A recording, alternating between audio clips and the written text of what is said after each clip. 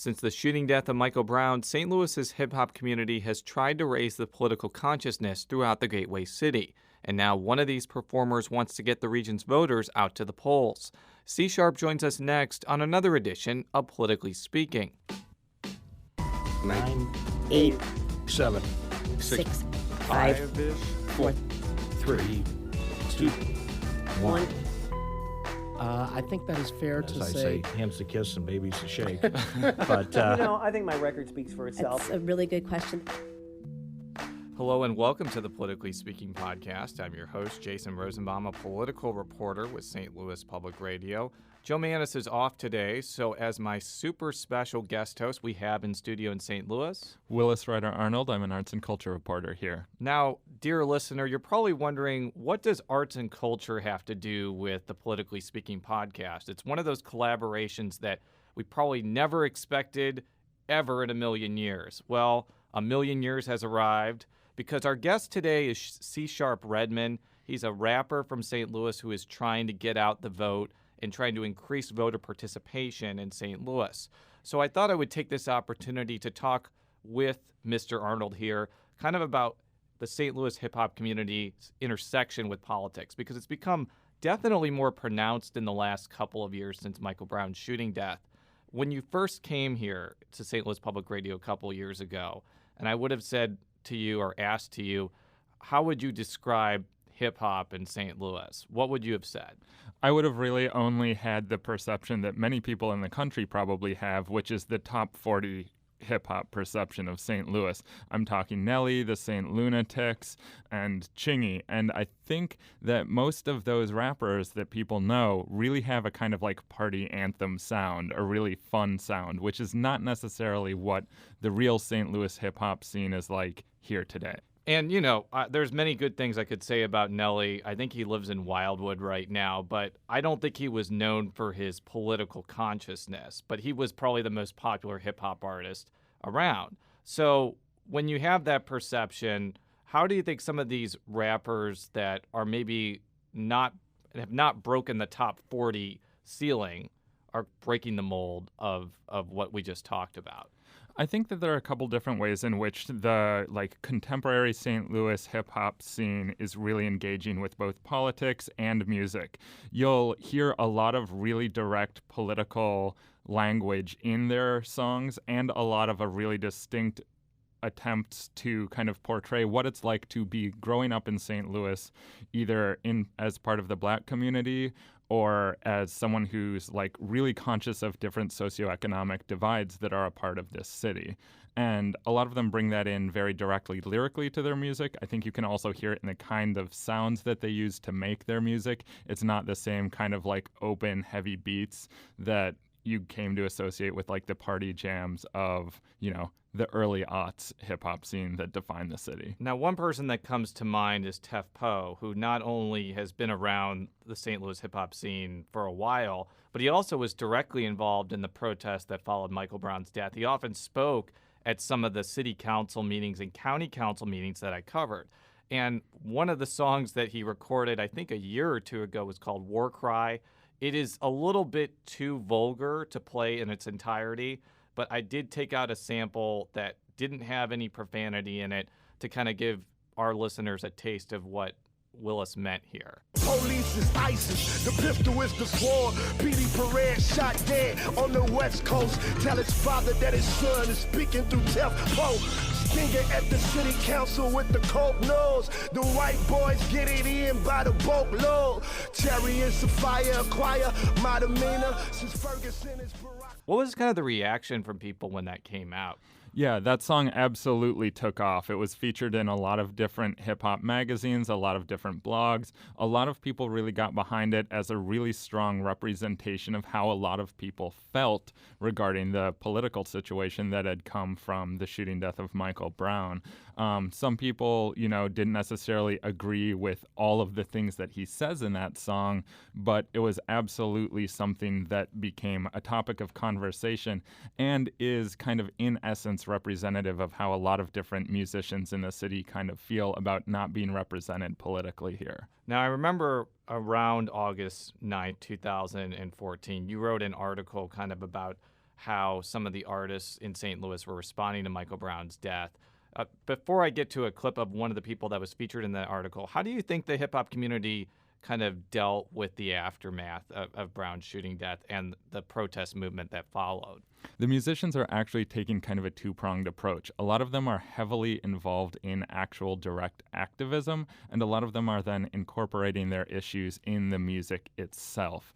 And those two things are often then feeding off each other and kind of creating this really interesting world in terms of music. One of the people that I wanted to specifically highlight that I think parlays with that view is Mr. Frio. He's a North St. Louis County resident. He had this song that came out pretty soon after the shooting death of Michael Brown that I wanted to play right now. Escape the pain, they'll make a way, but when you in danger, what's safe to say? They got cameras all in your face.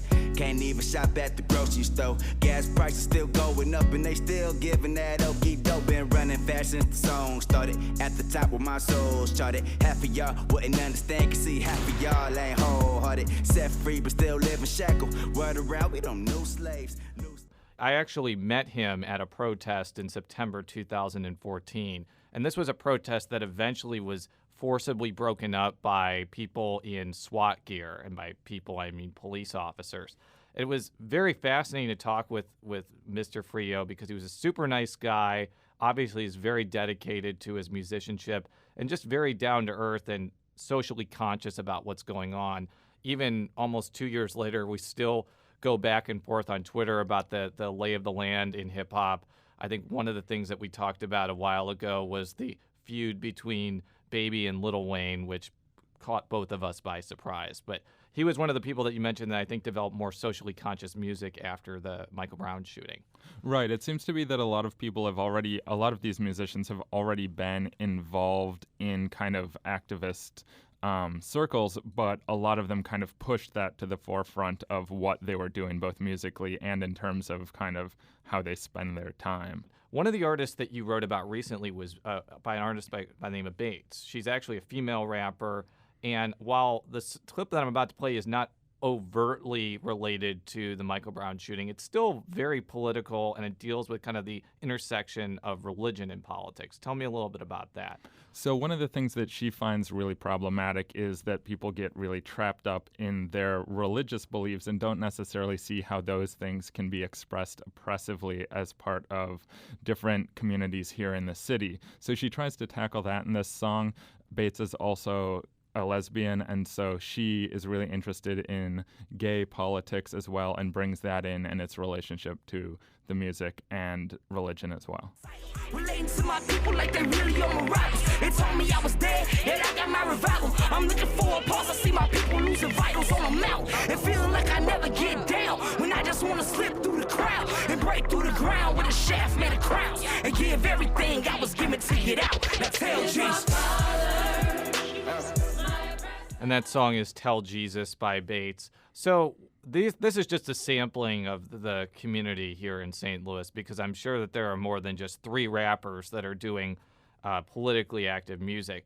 What impact do you think this music is having across the country, especially as the discussion of the relationship between the African American community and law enforcement continues within the national sphere? I mean, I'd say a number of these songs have been picked up by pretty influential blogs and magazines and different media outlets as kind of representative of a shift of attention for music here in St. Louis. I think that it's kind of, changing what the perception is of the St. Louis musical scene. I also think that it's probably affecting what people are interested in and how they think they should approach their craft, as well as their own politics. So basically, we can say as St. Louisans that our contribution to the hip-hop community isn't just Nelly or Chingy or Jaquan anymore. Absolutely. I would say that the St. Louis hip-hop community is actually, at this point, defined by these musicians that have a much more socially conscious approach and are being much more experimental also in the music that they make, which is kind of reflective of those progressive politics. Well, now that we got the background out of the way of where St. Louis hip-hop is right now, I'm going to give a little bit of an introduction to our guest on Politically Speaking today. His name is C. Redman. He actually reached out to me via Facebook about wanting to talk about his initiative to try to increase voter participation in the city of St. Louis. I thought it would be kind of an interesting opportunity to talk not only about his project, but also about the intersection of hip-hop and politics in St. Louis. And the first question, as we ask most of our guests, is kind of about his background and how he got started in the hip-hop scene. And when it's rapping time, I'm the realest rapper doing it. The streets made me crazy, but I ain't a lunatic. Catch me up in Bush, watching Yachty. The key to the city, I go anywhere. I make positive music. I try to do things that motivate people and inspire people on a daily basis. And, you know, like I said, man, just live life, man. I'm good. And when did you actually start to record music and release it? Man, since I was about 14 years old, I was being groomed by an entertainment company at the time. I graduated high school about a year early, so I couldn't sign it. My mother wasn't going to sign it for me, so that forced me to go to college. And, I signed the contract at 18, and I graduated with a 2-year at 19, and that's what I've been doing ever since. Tell me you talked about positive music. Yeah. Tell me a little bit about the type of music that you record and the messages that you're trying to convey. Well, I mean, to give you a real, idea. I mean, like I said, I was scared to death, man, to make that transition into making positive music, because at that time, my eyes was, on the radio and, getting the BET Awards and the Grammys and, making that transition into hip hop. But, once I seen that there was a wide open niche, for those who can say things that will conflict the way that people think, who can say things that might motivate that person, and it'd be that one line that they stick with and refer to, for the rest of their life. I felt like I could do that. And the one thing I learned about talent is true talent when you can step outside of the box. When you can step outside of the box, that's when you really have true talent, And I'm just following up kind of on Jason's question. Was there a moment that you felt like really compelled to start making the positive music that you're describing and make that change from the music you maybe were making beforehand? Yeah. I was approached by James Clark and Better Family Life. And, they had an initiative called Put Down the Pistol, because for the last, let's say, 5 years, we've been losing about 120 people a year. So for me to be doing hip-hop at the time, and I'm looking for a way to make a name, and I'm looking for a way to, get heard, I felt like, well, if I was really, really talented at making music, then I can make music telling people to stop the violence. And I just got behind his initiative. I appreciate him for giving me that idea and helping me step out on faith with it. And, ever since then, once you have the connotation that you are a positive person, so every school, every park gathering, every vigil, every church, and they want you to come and give that urbanized positive message, And like I said, I mean, it's just been a niche that I've been able to walk all the way throughout the city with. We're going to play a clip of Put Down the Pistol right now. Killing our brothers was not a part of the plan, no. Carrying pistols will never make you a man, no. 5 shots almost took my homie Dan, no. Young world, can you hear me now? Keep your heads up, but put the pistol down. We need a change, we need it now, and we can do it. Yeah, put the pistol down. Well, one of the things that we talked about in the earlier segment was this intersection between St. Louis hip-hop and politics. I think it's become a lot more apparent over the last couple of years since Michael Brown's shooting death. You've seen artists like Tef Poe, Mr. Frio, Bates, and many others take that opportunity to talk about the divisions within St. Louis and the call for change. How has Michael Brown's death influenced your music or influenced your decision to become more politically active like right now? Well, I mean, to be honest with you, I was doing the Show Me State of Mind tour, too, the whole time that Ferguson was going on. I left in June, and I didn't get back till December. So I'm sitting back watching everything and being spoon-fed from it, just from CNN, just from what I'm seeing on Facebook. And, I feel like, man, I should be there. I should have been there, But all respect to the things that the artists that you've mentioned are doing. It's very, very valued efforts, but that's not really what made me get involved politically. I've been involved since I was a part of Louis Reed's mayoral campaign. Tell us a little more about that. Tell us a little bit more about that, because you can make an argument that you've intersected with politics long before Michael Brown. Yeah, a long time. When Louis was running, when he announced that he was running, I said, whoa, because his right-hand man, Maurice, what up, Snoop? My right-hand man, his man hit me up and said, hey, C Sharp, I don't want to hear you tired. I don't want to hear you're busy. I don't want to hear you got to go out of town. I need you to be ready, when it's time to go for this call. So I said, okay. So I didn't know what was going on at the time. So then I think about a week later, Louis is on TV saying, I'm running for mayor of the city of St. Louis. And I said, wow. And at the time, I think that was when Barack Obama had got elected the second time. Second time, yes. The second time. And I'm a big Jay-Z fan, okay? And when I seen Jay-Z, okay, come out during the inauguration, in the aviators and the, 2-3-piece suit and the scene, I said, man, that's going to be me. When they announce him as the winner, I'm finna come down the City Hall steps. I bought a suit prematurely, everything. And I just tried to find a role that I could play to help him win. And I felt like if I used hip-hop, maybe I could bring the 18 to 24-year-olds, to the table and bring him to the forefront of their needs and their concerns. So he obviously was unsuccessful in that campaign. That and he's had a rough couple of months, too. He was ensnared in a controversy about comments that another radio person made. Correct. Are you going to be involved if he runs for mayor in 2017? Do you think he can bounce back from those two not-so-good moments? Man, the one thing I'll tell you is that Louis is one of the smartest and most resilient people that I know. We share the same birth date, October 9th. Wow. So what a coincidence. Yeah. Different birth year, though. Different right?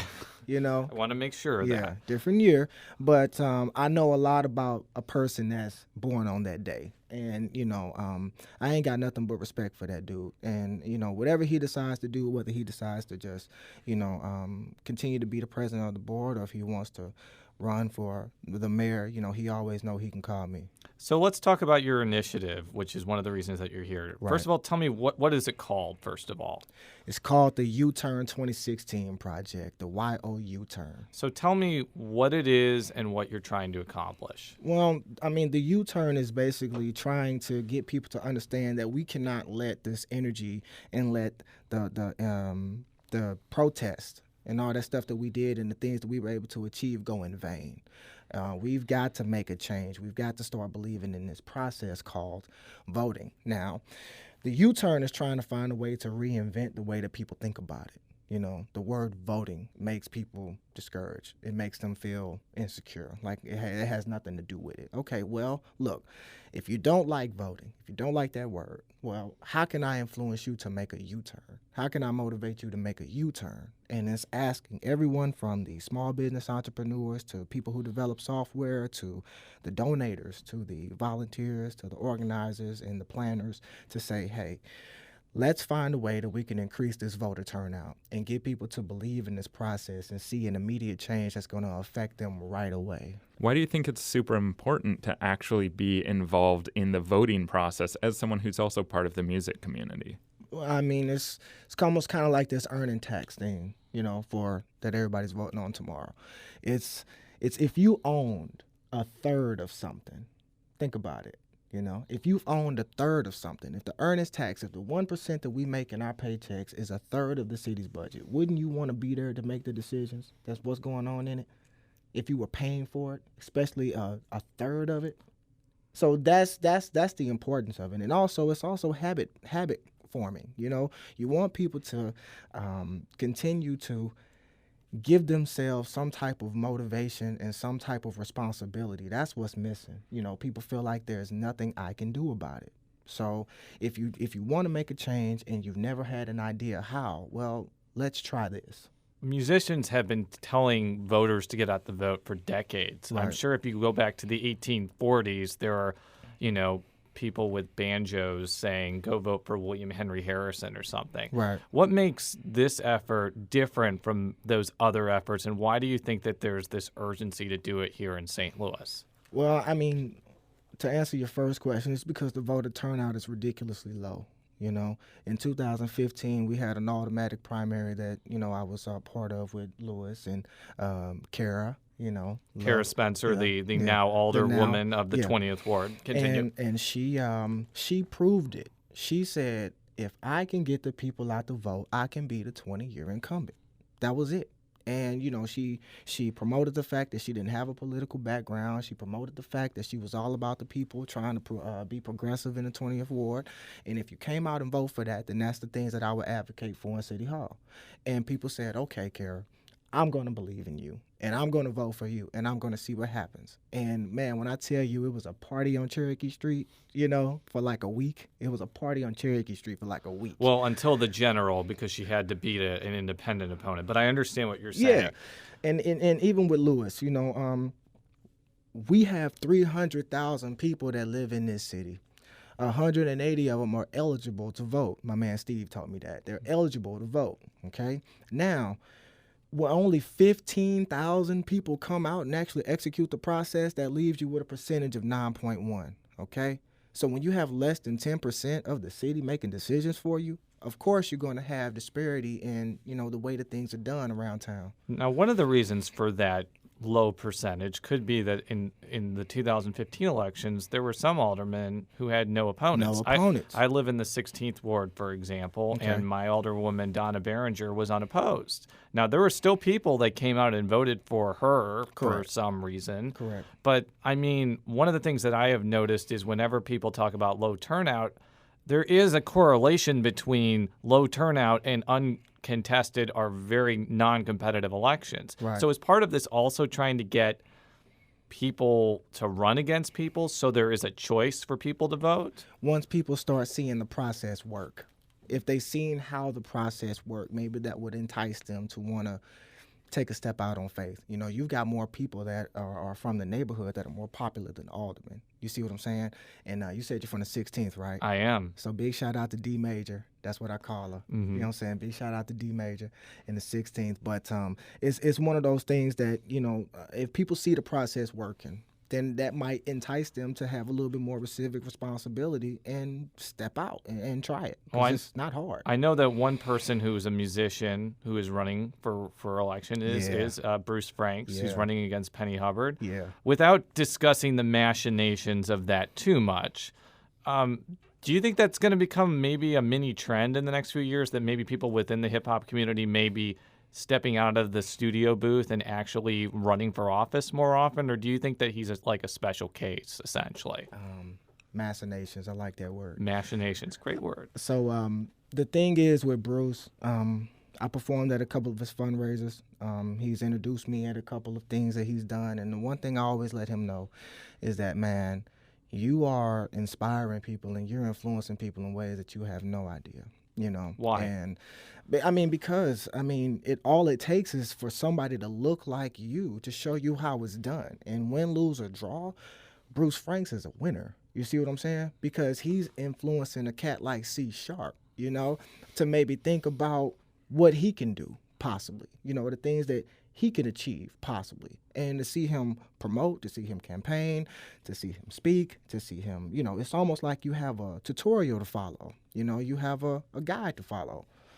I'm just really curious, you know, you've mentioned a lot of people that have reached out to you directly, and then you view your own music and your own project here with YouTurn as like reaching out to other people directly. Why do you think that kind of culture or one-on-one approach can really influence people's attention to voting? Well, I mean, because we live in a very, very cyber, very, very social, interpersonal type world, you know, and it doesn't take much to impress people nowadays.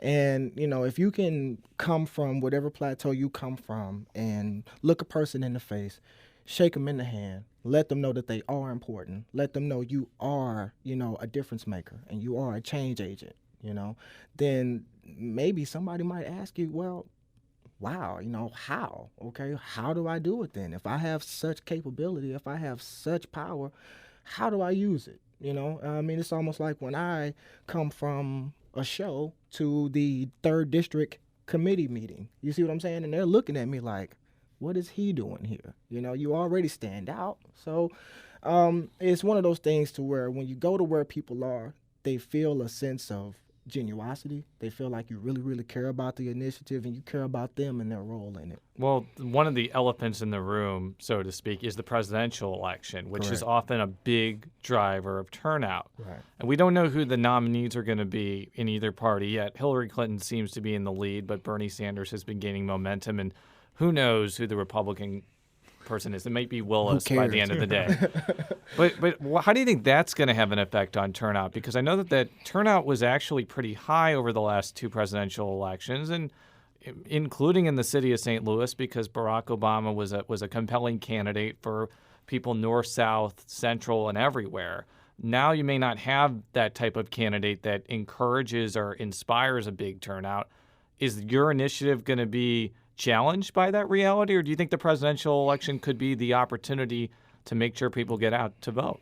Well, I mean, I think it would teach people that you have to be ready to make decisions in pieces and sections of government. You know, you've got to be prepared to pick your state reps, pick your governors, pick your president, pick your alderman, pick your, propositions and things like that. Like, you've got to be ready to do these things on a regular basis.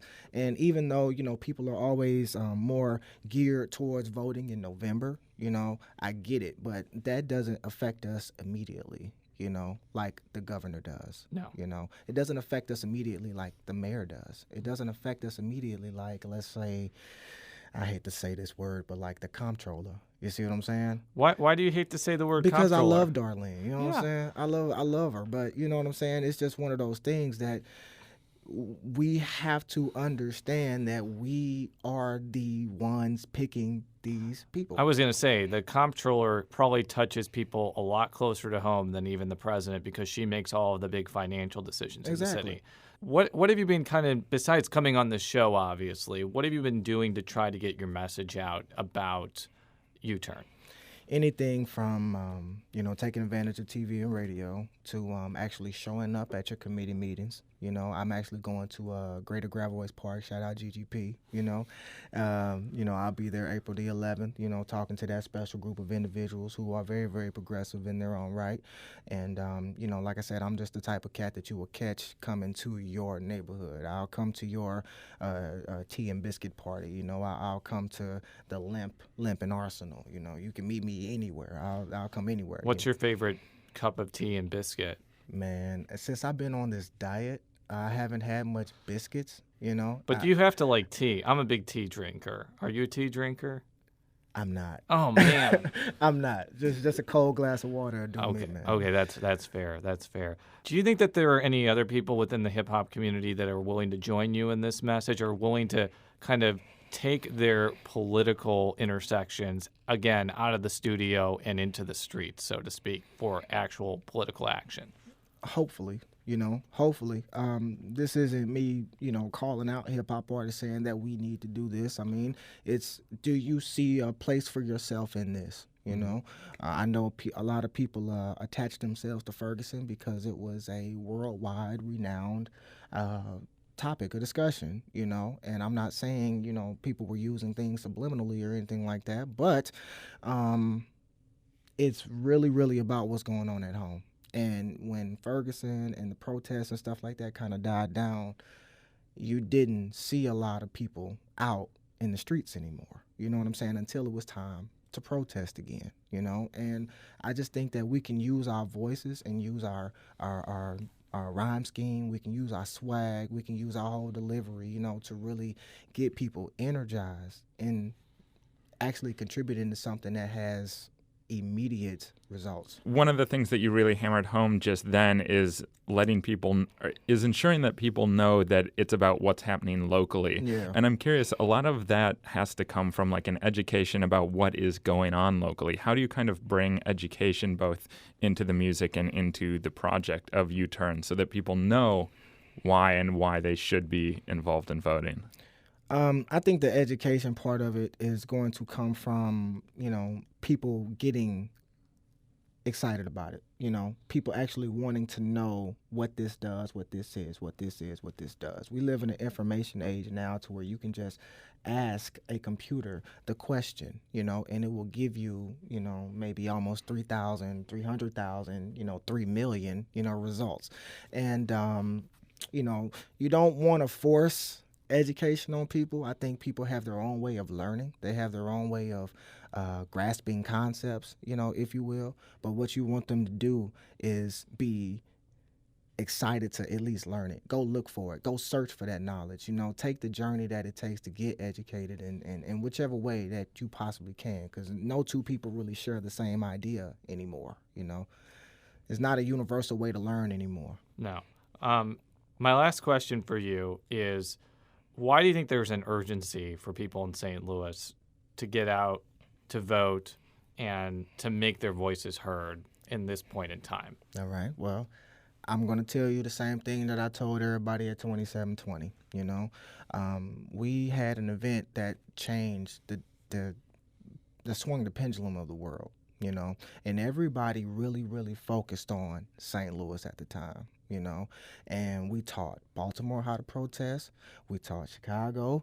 We taught New York, you know, we taught any other, I mean, even when I was in Texas, you know, I was doing a tour and I seen people marching and shouting and chanting up and down streets that had nothing to do with it at the time, but they were just tired and fed up from the injustice, you know, and we had the entire country marching and we had the entire country rallying. So if we can find a way to create a module, which I think the YouTurn 2016 project is, we can say, okay, a year and a half ago, we went from burning up in flames, you know, to a year and a half later, we've gotten voter turnout increased and we've, you know, created neighborhood cohesion and civic responsibility. And that's a module that we can share with the other cities that's in unrest right now, that's governmentally imbalanced right now. And it's something that we can teach everybody on how to put the power back onto the people. So my right hand, you know, to God, I know y'all can't see it, but my right hand to God, if we can find a way to change what's going on in St. Louis, we can find a way to change the world. Well, we appreciate you coming in today and sharing your initiative with us. For all of our stories, stlpublicradio.org. You can follow me on Twitter at @Rosenbaum. You can follow Willis on Twitter at Willis R. Arnold. And are you on Twitter? Yes, I am. Okay, what is your address? C to the sharp. C, the number 2, D-A sharp, all one word. Follow C Sharp on Twitter. You won't be sorry. Until next time, so long. Swagger so slew, I fall like Larry Hughes. Closet full of polo, dresser full of truths. Unarmed teens gunned down on the news. We known by many.